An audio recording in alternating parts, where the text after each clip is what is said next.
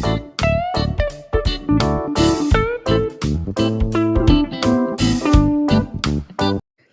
Friends, আসসালামু আলাইকুম। আশা করছি তোমরা সবাই ভালো আছো আর আমিও ভালো আছি। তো আমার সুইটি মাম্মিস কিচেনে তোমাদেরকে অনেক অনেক ভালোবাসা দিয়ে আজকে এখানে ভিডিও স্টার্ট করছি।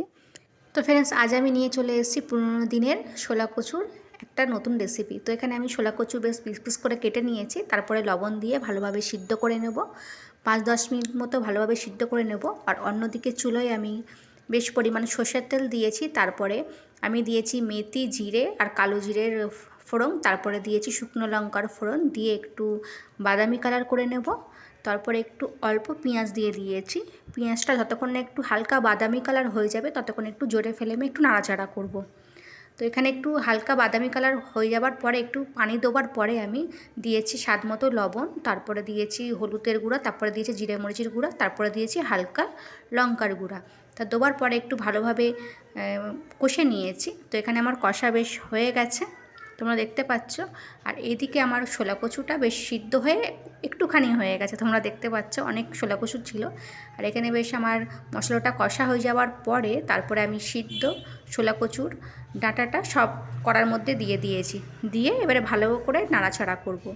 আর কচু সবসময় রান্না করতে হয় একটু ধিমা আছে, তো আমি ধিমা আছে একদম ভালোভাবে রান্না করছি। আর বেশ ভালো করে আমার নাড়াচাড়া হয়ে গেছে। তারপরে আমি একটু গ্যাসটাকে ধিমাই করে দিয়েছি, আর আমি এতে এক্সট্রা একটুও পানি দিইনি। তারপর ভালো করে নাড়াচাড়ার পরে এবারে দেখতে পাচ্ছ আমার কচুটা বেশ ফুটে গেছে। তারপরে আমি এখানে দিয়েছি কাঁচা আমের টুকরা। তো কাঁচা আম আমি পিস পিস করে রেখে দিয়েছিলাম, 2-1টা টুকরা দিয়েছি যাতে কচুটা গালে না লাগে।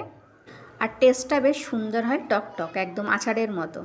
তো দেওয়ার পরে আমি একদম ফের ধিমা আছে আমটাকে একদম কচুর সঙ্গে গলতে দেবো। আরও 10-5 মিনিট দিয়ে দেবো।